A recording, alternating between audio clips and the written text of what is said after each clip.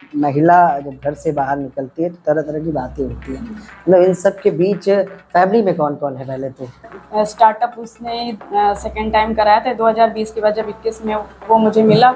Student थे तो आपके? हाँ। तो टीचर थी क्या आप? हाँ, मैं पहले टीचिंग करती थी, जॉब में आने से पहले मैं टीचिंग करती नौकरी करनी चाहिए थी ना, सिविल इंजीनियरिंग की भी थी। पढ़ाई वो की है, है। सिविल इंजीनियरिंग कर रही हूँ, नौकरी अच्छा, ऑलरेडी। अच्छा नौकरी कर रहे हैं। जी। पढ़ाई के बाद एंटरटेनमेंट इंडस्ट्री में जो आने का फैसला आपने मतलब क्यों लिया? खाली आपके स्टूडेंट ने कह दिया इस वजह से या कोई और दूसरी भी वजह थी? नहीं नहीं, मेरी खुद की भी। और परिवार ने क्या इस फैसले का समर्थन हाँ, किया था? मेरी मम्मी काफ़ी सपोर्टिव हैं और काफ़ी ब्रॉड माइंडेड हैं। वैसे जैसे घर में और बहुत संकीर्ण बुद्धि के लोग होते हैं, वैसा नहीं, क्योंकि ऑलरेडी वो भी जॉब में थी, तो सब देखना सुनना सारी चीज़ें फेस करना उन्होंने किया ही। तो उनकी आयरन लेडी हैं तो मैं भी आयरन हूँ। ओके। अच्छा, क्या अभी तक किसी बड़े प्रोजेक्ट में काम पाने के लिए दबाव महसूस किया या कंप्रोमाइज़ का सामना करना पड़ा? हमने देखा है महिलाएं जब इस क्षेत्र में जाती हैं तो तरह तरह की सामने डिमांड हो जाती है, तो कंप्रोमाइज़ इस तरह के दबाव अब कैसे मैनेज किया और क्या क्या सिचुएशन रही? जहाँ तक है, मेरी प्रोफाइल जब देखते हैं लोग तो अक्सर मुझे बोल्ड का ऑफर करते हैं कि बोल्ड कर लीजिए, बोल्ड कर लीजिए ना, नेम फेम चाहिए। ऐसा हुआ कि किसी प्रोड्यूसर, डायरेक्टर या कास्टिंग से जुड़े व्यक्ति ने आपको अनुचित तरीके से अप्रोच किया हो? अगर हाँ, तो कैसे हैंडल किया? मेरा तो मेरी प्रोफाइल पे भी मेंशन है और सीधा फंडा है कि मुझे कंप्रोमाइज़।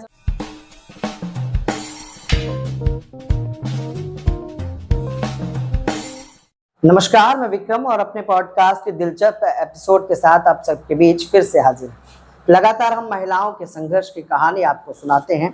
आज एक ऐसी ही सफल महिला हमारे साथ हैं जिन्होंने एक्टिंग के करियर में अपना मुकाम हासिल किया है और राजधानी लखनऊ की ही रहने वाली है। आज हमारी खास मेहमान है एंजल नीलिमा, जो पेशे से एक्ट्रेस हैं, उसके साथ साथ मॉडलिंग और तमाम उनके पास उपाधि हैं, हम कितनी गिनाएं। अपने खास मेहमान से आपको रूबरू कराते हैं और उन्हीं के मुंह जबानी जानते हैं कि आज जो सफलता की कहानी है वो कहाँ तक पहुंची और एंजल नीलिमा ने अपने इस मुकाम को कैसे हासिल किया और उनके जो जीवन का संघर्ष है वो कैसा रहा। एंजल नीलिमा जी, बहुत बहुत स्वागत है आपका। Thank you for inviting. Neelima ji, क्या कुछ कहना चाहेंगी? पहले तो हमारे दर्शक जानना चाहते हैं कि एंजल नीलिमा कौन है, क्या करती है, अपना थोड़ा सा इंट्रो दें। मैं एंजल नीलिमा हूँ और मैं एक्टर हूँ। मेरे 2 जी म्यूज़िक से सॉन्ग आ चुके हैं और वैक्सीन वॉर में मैंने फीचर्ड किया था। बाकी शॉर्ट मूवीज़ हैं 3-4 वो कर रखी हैं और काफ़ी से मैंने टाइटल्स भी हासिल किए हुए हैं। पहले स्टार्ट में टाइटल्स ही हुए थे, उसके बाद फिर मैं सॉन्ग में आई, फिर मूवीज़ वगैरह किया मैंने। ओके। और बाकी मेरे 2 वर्क पेज भी हैं, एंजल कास्टिंग हब एंड एक्सनील, तो उनके थ्रू मैं जैसे इवेंट मैनेज करना या किसी के इवेंट में जुड़ना हो, कुछ उनको नीड होती है तो वो सारा वर्क उससे होता है। अच्छा, असल नाम क्या है? एक्चुअल नेम तो मेरा नीलिमा है, नीलिमा है। बट इंडस्ट्री में एंजल नीलिमा तो चलता ये है। एंजल बनने का जो सफर है कैसे शुरू हुआ? एंजल एक्चुअली मेरे एक बहुत अच्छे दोस्त ने मुझे एंजल नाम दिया था। बाकी लोगों का कहना है कि मेरा शक्ल देखने के बाद उनका कुछ अच्छा होता है, तो इस वजह से फिर जब मैंने इंस्टाग्राम आया तो पेज बनाया, तो फिर मैंने सोचा कि उसने दिया है नाम तो वो रख लेती हूँ। ओके। मतलब वैसे क्या करती थी नीलिमा जी पहले आप, वैसे और कब से आई हैं इस क्षेत्र में? मैं 2020 में मैंने स्टार्टअप किया था। रमाडा में एक शो था यही पीजेंट का, तो मैंने वहाँ पार्टिसिपेट किया था। उसके बाद से फिर 2021 में लखनऊ विन किया, फिर यूपी विन किया, 2022 में ग्लोबल फेस ऑफ यूपी किया जी। उसके बाद डीवा किया। तो 4-5 टाइटल ये हैं। बाकी तो आदर सम्मान वाले अलग से मिलते रहते, इवेंट्स में गेस्ट में जाती हूँ, जूरी में जाती हूँ, सेलिब्रिटी गेस्ट भी जाती हूँ। ओके। नीलिमा जी, कहते हैं कि महिला जब घर से बाहर निकलती है तो तरह तरह की बातें होती हैं। मतलब इन सब के बीच फैमिली में कौन कौन है पहले तो? फैमिली में मतलब फादर तो बचपन से नहीं है, मम्मी हैं और हम 2 बहनें हैं। ओके। तो छोटी ही फैमिली है। मम्मी का काफ़ी स्ट्रगल रहा, आप समझ सकते हो, घर में फादर नहीं होने से। तो मतलब वर्क काम वगैरह तो आप ही लोग, घर परिवार तो चलाने का काम आप ही लोग करते हैं?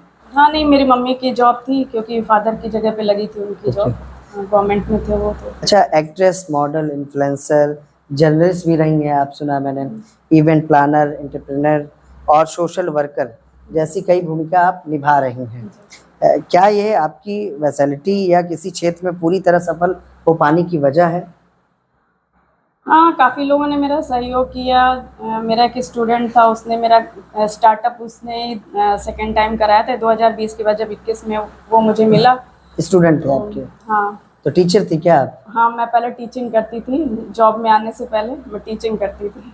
तो शिक्षा से बिल्कुल डिफरेंट लाइन में कैसे जाना हो नहीं, गया? एक्चुअली ये तो बचपन से सपना था कि बॉलीवुड में जाना है, तो लेकिन ये रहा कि घर में फादर नहीं थे, तो पहले उस टाइम उतना अपॉर्चुनिटी भी नहीं मिलती थी, फिर दूसरा सेफ साइड भी देखना पड़ता था। तो ये हुआ कि पहले कैरियर बना लो, पढ़ाई लिखाई कर लो, तो वो सब करने के बाद फिर अपनी हॉबीज़ पूरी कर रही हूँ बस।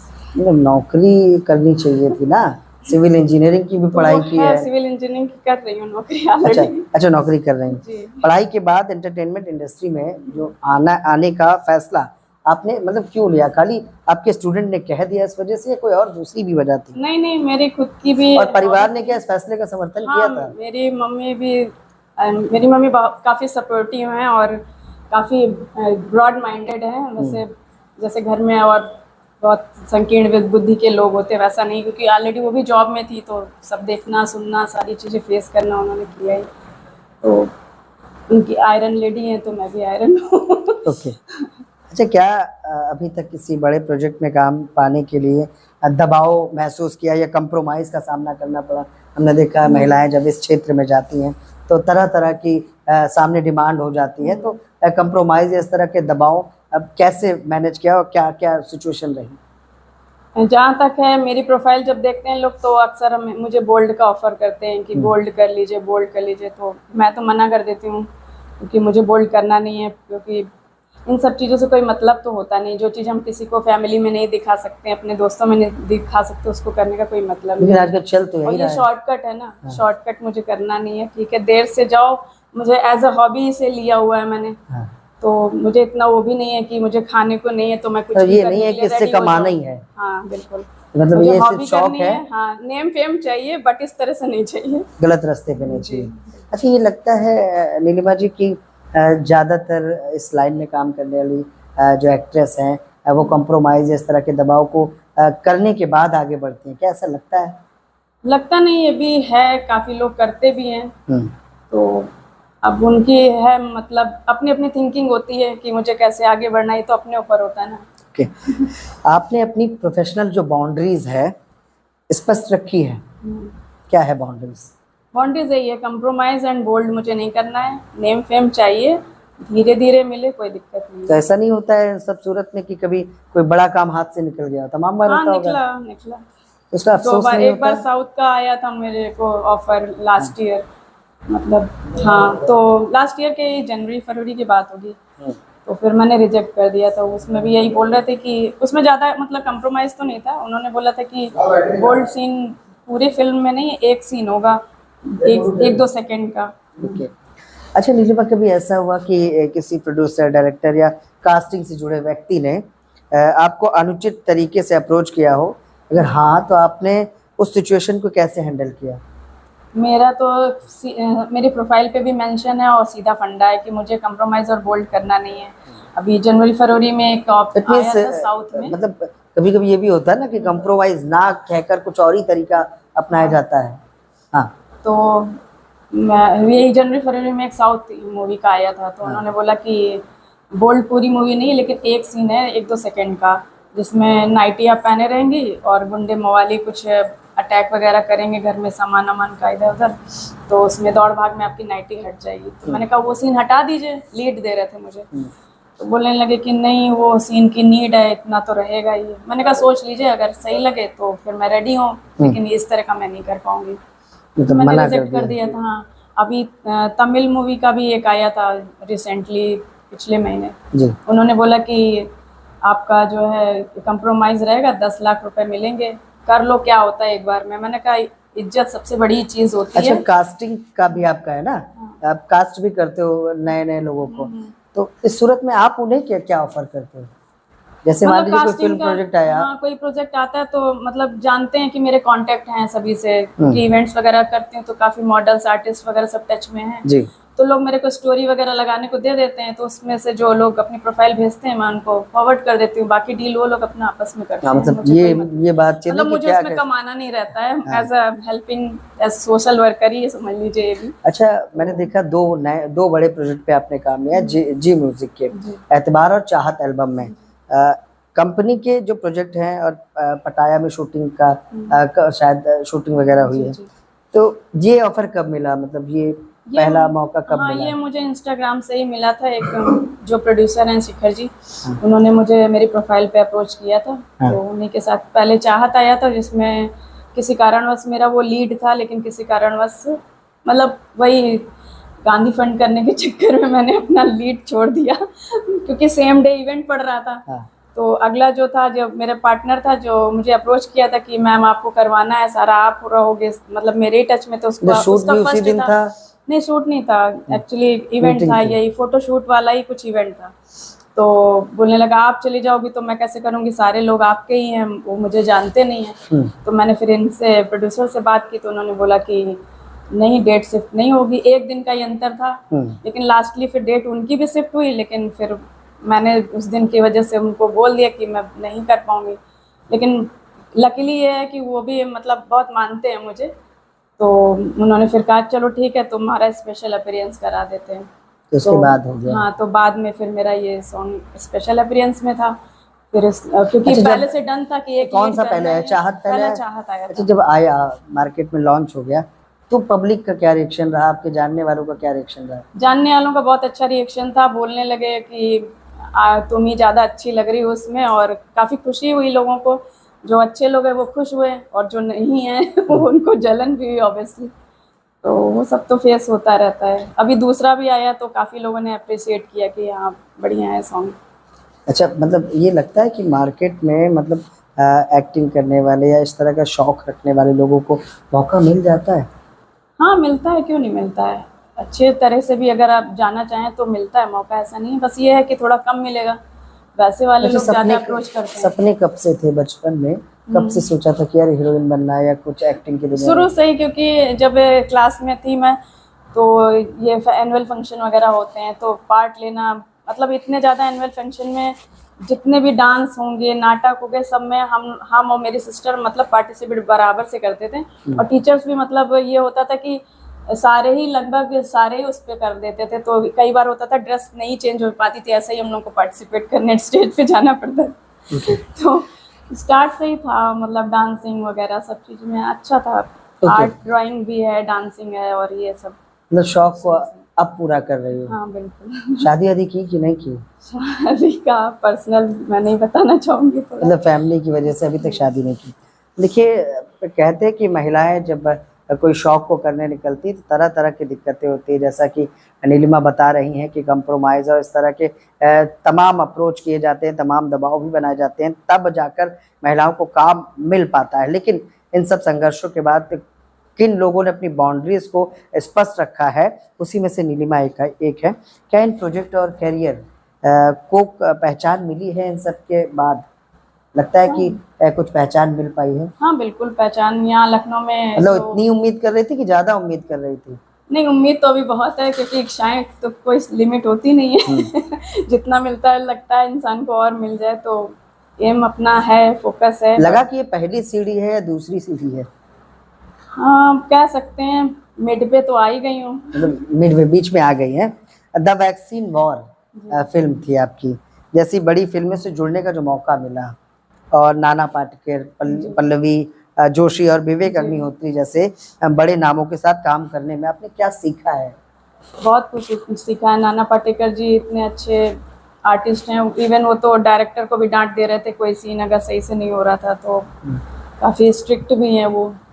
अच्छा, असल लाइफ में ये लोग कितने मतलब क्या बोलते हैं, नियमित रहते हैं, जैसे तो क्या बोलते हैं, टाइम का बिल्कुल पंक्चुअल होना? हाँ बहुत। कितने नाना होते पाटेकर हैं? जी तो बहुत ही डिसिप्लिन वाले इंसान हैं, और पल्लवी जोशी मैम भी अच्छी थी। मतलब बात करने में तो ऐसे ही फ्रेंडली रहते हैं, लेकिन जब काम होता है तो फिर उनका फोकस फिर बहुत स्ट्रिक्ट रहता है, उस पर डिसिप्लिन के साथ वो लोग करते हैं। अच्छा, शूटिंग के दौरान जब फिल्मों की शूटिंग या इस तरह की शूट होती है तो कितने बजे, मतलब कब कब सीन हो जाता है जिसको मैनेज करना पड़ता है? दिन में, रात में, कितने बजे तक सीन होते हैं? सीन का वही है कि जैसे कि वैसे हम लोग जाते फीचर्ड वगैरह में तो अभी बड़े कलाकार के उतने तो टक्कर में है नहीं, तो ये होता कि दो दो सीन भी हो गया, तीन तीन सीन भी हो गया। वैक्सीन वार में तो हॉस्पिटल ये है ना वेल्सियम वाला, यहाँ पे था, तो वहाँ पे तो 2-3 बार ड्रेसअप होना पड़ा था। फिर उसके बाद उन्होंने मुझे वहाँ पे 12:30-1 बजे छोड़ा जाड़ों में, रात में। हाँ। फिर मैं घर आई तो मैंने नहाया सर धो के पूरा। अच्छा नीलिमा, ये बताएं कि एक्चुअली मैं थोड़ा सा कॉन्शियस हूँ ना, मैं अपनी जो ड्रेस लेके गई थी वो उन्होंने पहनने नहीं दी, फिर अपनी कोई ड्रेस दी, वो उसमें से थोड़ा सा स्मेल सा हो ओके, रहा था, तो ये सब थोड़ा सा मुझे शूटिंग लगता में है। ड्रेसेस तो मतलब हाँ, कोई किसी की पहन ले तो इसी वही तरह होता तो है। मुझे बहुत हेजिटेशन होता है। अच्छा, क्या 3 साल मैंने सुना आपने थिएटर भी किया है ना? क्या आपको लगता है कि आज के नए कलाकारों को थिएटर की मेहनत और धैर्य की कमी है आज नए कलाकारों में? ये थिएटर में तो बड़ा ज़्यादा समय लगता है, हाँ। बड़ा संयम रखना पड़ता है। लगता है आज के नए कलाकारों में वो चीज़ें हैं, धैर्य है, वो तो जल्दी जैसे आपने कहा शॉर्टकट लेना चाहती है हाँ सभी। बिल्कुल वही चीज़ें। तो थिएटर में नाना पाटेकर जी भी थिएटर से ही हैं, तो जी। थिएटर की बात अलग होती है, बट ये है कि कैमरा फेस करना अगर कुछ लोगों को गॉड गिफ्टेड भी होता है, तो जिसकी जैसी अभी कितनी जैसी हो फिल्में की जिसका। हैं नीलिमा आपने? अभी मैंने तो ये वैक्सीन और वार में फीचर्ड किया था, बाकी 3-4 शॉर्ट मूवीज हैं, नॉक्ड है, कोल्ड डेथ है। किसी फिल्म का डायलॉग वगैरह है आपकी जो याद हो तो Actually, थोड़ा सा बोल के बताएं। नहीं डायलॉग तो ऐसा कुछ खास नहीं है, क्योंकि जो कोल्ड डेथ थी वो बहुत ही इमोशनल मूवी थी, एंजाइटी पे थी, तो उसमें बहुत कम डायलॉग्स थे, तो मतलब डिप्रेशन वाला उसमें दिखाया गया था कि वही बिना बाप की लड़की है, उसकी माँ है, उसकी बहन है, तो उसकी जिम्मेदारी है, तो ये सारी चीज़ें उसमें थी। हरदम तो डिप्रेशन में रहती थी क्या फिल्म में? हाँ, फिल्म में हमेशा डिप्रेशन ही दिखाया गया है। अच्छा, कहते हैं सभी का कोई ना कोई पसंदीदा कलाकार होता है, एक्ट्रेस होते हैं, एक्टर होते हैं, तो जो एक्ट्रेस है या एक्टर है आपके कौन कौन है? मेरा तो मेल में जॉन अब्राहम है, वो मेरा क्रश है। ओके। बाकी एक्ट्रेस में एक्टिंग के लिए अगर देखा जाए तो आलिया भट्ट है, तापसी पन्नू है, इस तरह से जो होते तो हैं। इनकी एक्टिंग को कभी हाँ। कॉपी वॉपी करती हो आप? नहीं, मैं कॉपी नहीं करती हूँ, मेरा जो कुछ है वो सेल्फ है। तो उनके में क्या अच्छा लगता है?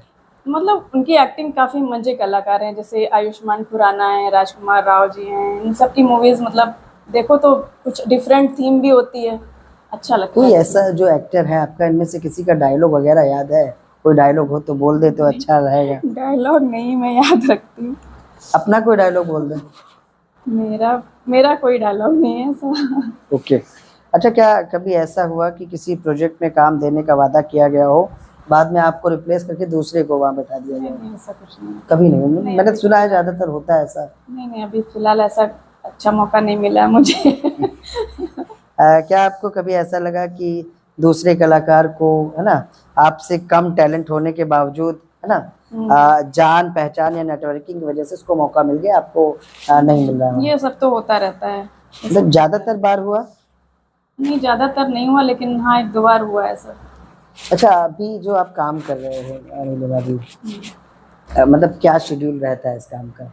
शेड्यूल ये रहता है कि 5 डेज मेरा ऑफिस रहता है, तो वहाँ बिजी रहती हूँ, और 2 दिन मिलता है हाँ, आपको? सैटरडे संडे मेरे ऑफ रहता है, हाँ। तो उसमें ये सारी चीज़ें करते तो रहते आपके हिसाब से सामने वाले जो हैं। लोग, मेरे पास एक भी हॉलीडे नहीं है। जब सामने वाले जो लोग काम देने वाले हैं, वो फिर संडे सैटरडे नहीं कोई और दिन होता होगा तो कैसे मैनेज करती हो? नहीं, छुट्टियाँ मिल जाती हैं, फिर छुट्टी लेके करती हूँ, छुट्टी ले लेती हैं।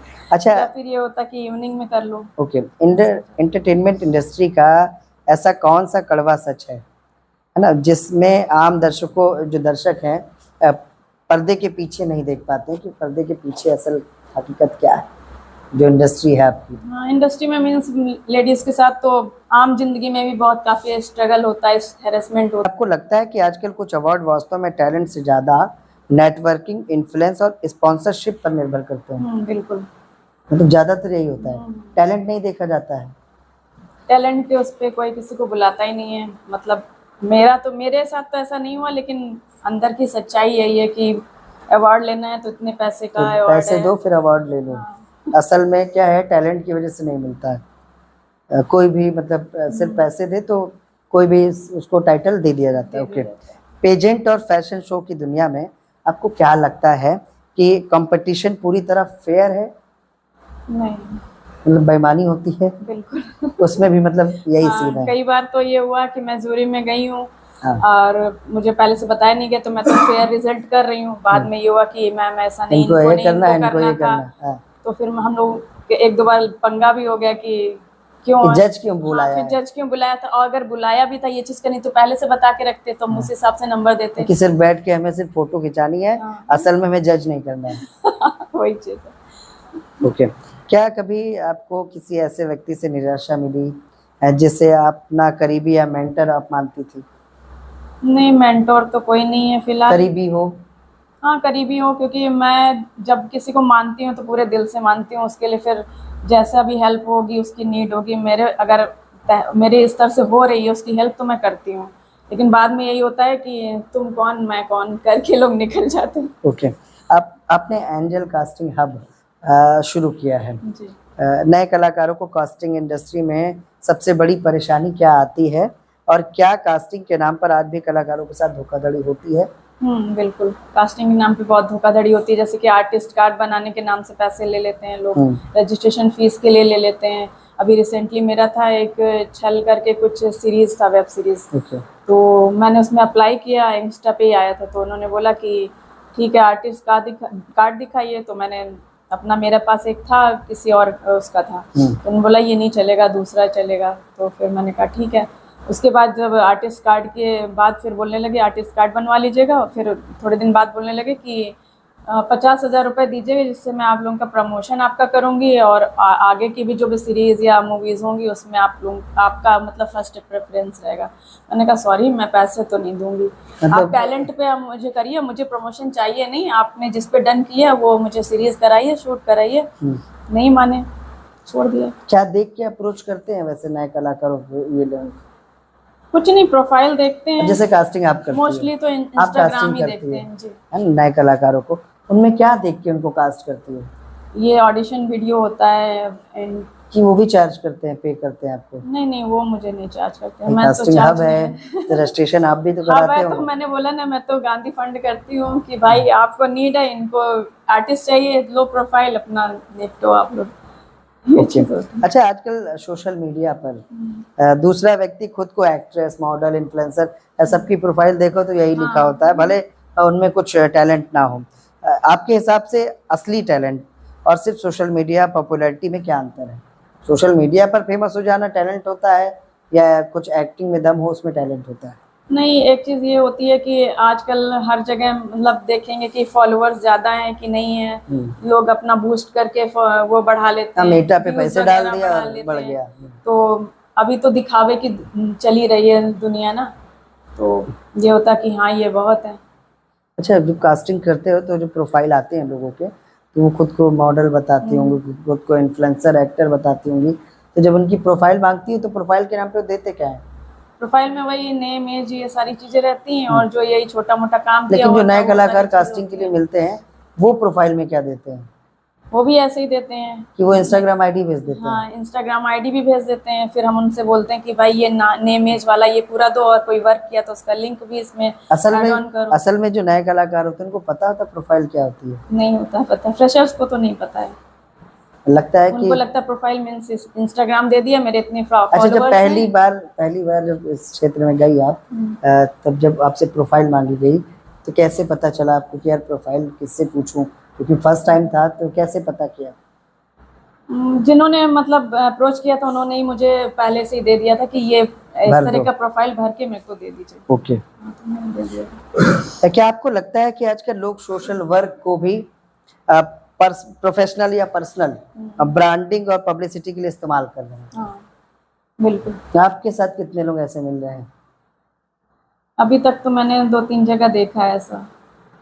ज्यादातर लोग ऐसे ही है मार्केट में? हाँ बिल्कुल, इंडस्ट्री में तो टोटल यही है, पैसा दो, जो चीजें चाहिए आपको लो, चाहे वो सम्मान हो, अवार्ड हो, कुछ भी हो। तो जैसे कोई कास्ट करना चाहता हो किसी फिल्म में आपको, तो क्या क्या क्राइटेरिया होगा आपका? मेरा तो टैलेंट ही है, मेन टैलेंट पे आप लीजिए मुझे। ओके। आपने जर्नलिज्म में भी काम किया है, क्या कभी ऐसी खबर सामने आई जिसे आप सच जानते हुए दबाव या मजबूरी की वजह से मतलब सामने नहीं ला पाई? हाँ होता है, ये तो है। कभी किया है न्यूज में नहीं, काम? न्यूज मैंने ऐसा काम नहीं किया। जर्नलिज्म तो किया है आपने? जर्नलिज्म किया, लेकिन एक्चुअली जो मेरे बहुत सारे मीडिया पार्टनर हैं वो मुझे बहुत मानते हैं, तो उन्होंने मुझे अपने चैनल में ऐड ऑन कर रखा हुआ है। ओके। आपकी ज़िंदगी में ऐसा कौन सा दौर रहा जब आपको लगा कि आपने अपने सपनों को छोड़ देना चाहिए, नहीं करना है? नहीं, ऐसा नहीं है, क्योंकि बोल्डली मुझे स्टेप उठा लिया तो कुछ करके ही नहीं दिखाना मतलब जैसे कभी ऐसा हुआ ना, जब घर परिवार पे पिताजी नहीं रहे, माताजी पे जिम्मेदारी आ गई, तब कभी ऐसा नहीं लगा कि यार अब ये सब सपने हैं जो हमारे हैं वो तो मैं नहीं करूँगी, छोड़ दे रही हूँ? नहीं, ऐसा कभी इतना दबाव कभी हुआ नहीं है फिलहाल, क्योंकि मेरी मम्मी बहुत माता अच्छी जी की हैं। वजह से नहीं हुआ? हाँ। ओके। और उस समय है मुश्किल समय से, मतलब मान लीजिए अगर होता तो कैसे बाहर आती? अभी तो कुछ इसके बारे में कह नहीं सकती, क्योंकि ऐसा कुछ फेस एक्सपीरियंस ही नहीं किया। हाँ ओके। जी। अगर आपके पास अपनी ज़िंदगी का एक फैसला बदलने का मौका हो तो आप कौन सा फैसला अपना बदलना चाहेंगी जो आप ले चुकी हैं? अभी ऐसा तो कुछ है नहीं फिलहाल। मतलब कभी ऐसा कोई फैसला नहीं लिया है जैसे आप चाहती हो कि यार आज लेते तो उस फैसले में ये होता? नहीं, ऐसा कुछ नहीं। ओके। अगर आप कभी अवार्ड या टाइटल्स या फॉलोवर और सोशल मीडिया फेम आपसे छीन लिया जाए या आपके पास ना रहे, तो ऐसी कौन सी असली पहचान है जिस पर एंजल नीलिमा को सबसे ज़्यादा गर्व होगा? मुझे मेरा नाम मेरी पहचान है। जैसे हमने देखा कि पहले टिकटॉक चला, लोग बड़ा फेमस प्रख्यात हो गए, उसके बाद टिकटॉक बंद हो गया, बेचारे लोग बैठ गए, तो इंस्टाग्राम आया तो अब उस पर शुरू हुआ। अब कल इंस्टाग्राम बंद हो जाए तो क्या करेंगे? नहीं, इतना तो नाम बन गया है मेरा इंडस्ट्री में कि सिर्फ नाम ही काफी है फिर। नाम से काम हम मिलता रहेगा कम से कम। सीधा सवाल ये है कि आपने इतने प्रोजेक्ट जो अभी उपलब्धियां हासिल की हैं, फिर भी आपको वह नेशनल लेवल पहचान क्यों नहीं मिली है जिसकी आप हकदार हैं? कभी इंडस्ट्री में परिस्थितियां या खुद आप में? वही है कि मतलब हर जगह इंडस्ट्री में भी अप्रोच ही चलता है, अप्रोच हो या फिर आपके पास पैसा हो, तो वही चीजें होती हैं। ये तो पैसा लगा के खुद बनना होता है, हाँ, कई जगह ये भी है।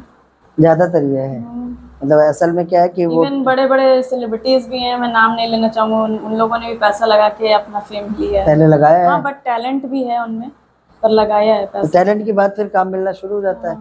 ये यूं कह एक कि बार तो दिखाने के लिए पहला आपको मंच लगाना है। पाने के लिए आपको पैसा लगाना है। ओके।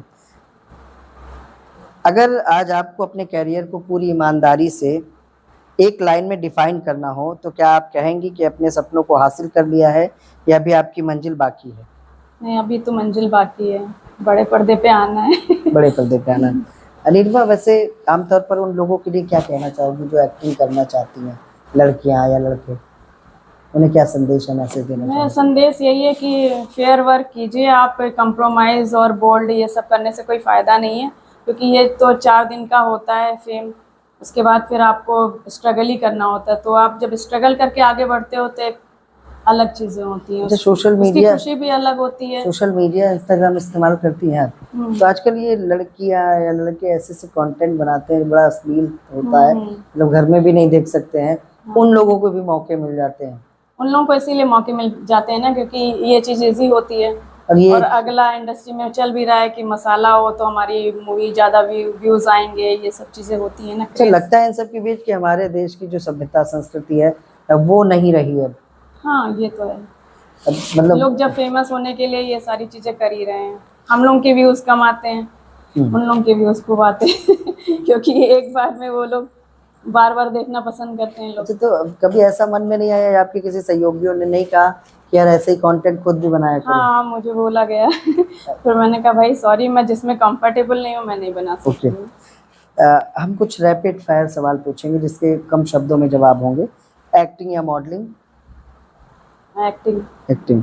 बॉलीवुड या ओटीटी? बॉलीवुड। अच्छा, ओटीटी क्या गंदा है? ओटीटी में यही है कि थोड़ा सा बोल्डनेस ज्यादा दिखा रहे हैं लोग, चल रहा है वो सब, उसके दर्शक ज्यादा हैं। फेम या रिस्पेक्ट? रिस्पेक्ट। फेम नहीं चाहिए? नहीं, फेम तो जब रिस्पेक्ट होगी तो फेम होगा ही ना। ओके। तो जुड़ा हुआ। कैमरे के सामने या कैमरे के पीछे एक ऐसा सपना जो अभी अधूरा है? नहीं, कोई भी ऐसा नहीं सपना है। अभी कोई सपना नहीं? अभी तो आपने कहा कि बड़ी फिल्मों में काम करना है, हाँ, बड़े तो कलाकार। ये कैमरे के पीछे थोड़े ना है। ये कैमरे के सामने है। कैमरे के कोई सामने। ऐसा सपना जो मतलब कैमरे के पीछे हो? नहीं, कैमरे के पीछे कोई सपना नहीं है। सारे सपने पूरे हो चुके हैं। ओके। बस बॉलीवुड में आना है अच्छे लेवल पे, वो बस एक सपना है, अच्छा, ये मम्मी पूरा नहीं, करना है। मम्मी ये नहीं कहती कि यार अब कब तक अकेले रहोगी, शादी वादी कर लो? कहती नहीं है? नहीं अच्छा, 2 सिस्टर हो आप लोग, दोनों की मैरिज नहीं हुई है? नहीं, उसकी हुई है। अच्छा, उनकी हो गई। और आप कब तक करने वाली हो, कब तक प्लान कर रही हो, कि कुछ मेरा बन कुछ जाने पता के बाद ही करोगी? मुझे मेरा फोकस है कैरियर बस, और कुछ कैरियर। नहीं। हमारे चैनल के बारे में क्या कहना चाहोगी नीलिमा? चैनल आपका बहुत अच्छा है, मैंने आपके बहुत सारे पॉडकास्ट देखे हैं तो जी। मुझे काफ़ी अच्छे लगे, तो इसीलिए मैंने आपको पिंग भी किया था। जी बिल्कुल। बहुत बहुत धन्यवाद नीलिमा हमसे बात करने के लिए। Thank you. ये थी हमारे साथ एंजल नीलिमा। कहते हैं कि महिला कितने संघर्षों के बाद अपने सपनों को जी पाती है। एंजल नीलिमा ने इन राहों पर अपने सपनों को चुना, उसके साथ साथ घर परिवार को चलाने के लिए, अपनी माता जी, अपनी बहन के लिए, कहीं ना कहीं अपने कैरियर को बनाने के लिए वो एक जॉब भी करती हैं। उसके साथ साथ बचे हुए 2 दिन जो सप्ताह के होते हैं, शनिवार और रविवार, उन 2 दिनों में अपने सपनों के लिए भी काम करती हैं। इनका कहना है कि कहीं ना कहीं आज के आधुनिक दौर में जो एंटरटेनमेंट इंडस्ट्री है वो इतनी गंदी हो चुकी है कि हर जगह पर कंप्रोमाइज़ जैसे दबाव आते हैं, जिस वजह से महिलाएं कहीं ना कहीं तरक्की या आगे का रास्ता तय नहीं कर पाती हैं। और ये भी बात सच है कि आज टैलेंट की शायद कदर कम है, लेकिन जो फूहड़पन है, जो अश्लीलता है, उसको ज़्यादा सम्मान जगह जगह पर मिलता है। अब शायद चलन भी इसी का चल रहा है, लेकिन इन सब के बीच आखिर असल एक्टिंग, असल हुनर को मौका कब मिलेगा? तमाम थिएटर आर्टिस्ट है जो लखनऊ के हैं, आज हमने देखा कि वो बॉलीवुड के बड़े सितारों के साथ काम कर रहे हैं और अपना नाम भी बना रहे हैं। एक्टिंग की दुनिया कितनी अच्छी है ये शायद ही सभी जानते हैं, लेकिन इतनी चकाचौंध वाली दुनिया कितनी गंदी है वो नीलिमा ने भी बताया। तमाम महिलाओं से हम बात कर चुके हैं जिन्होंने बताया कि किस किस तरह की चीज़ें होती हैं। मी टू जैसे शब्दों का इस्तेमाल होता है और कहीं ना कहीं ज़्यादातर महिलाएं एक्टिंग की दुनिया में शोषण का शिकार होती हैं। लेकिन उन सब के बीच भी जो अपने जो कहते हैं कि एक जो नियम है उसके हिसाब से जो महिलाएं चल रही हैं वो अलग मुकाम हासिल कर पाती हैं। इसी तरह से हम फिर किसी पॉडकास्ट के साथ किसी खास मेहमान के साथ चर्चा करेंगे बॉलीवुड इंडस्ट्री के बारे में, एंटरटेनमेंट इंडस्ट्री के बारे में, जिसमें महिलाएं जाती हैं और क्या क्या दिक्कतें आती हैं और आखिर सफलता कैसे मिलती है और अभी भी उनके संघर्ष कितने बचे हैं, इन सबको दिखाने का काम करेंगे। आज के लिए बस इतना ही, फिर मिलेंगे किसी खास मेहमान के साथ। नमस्कार।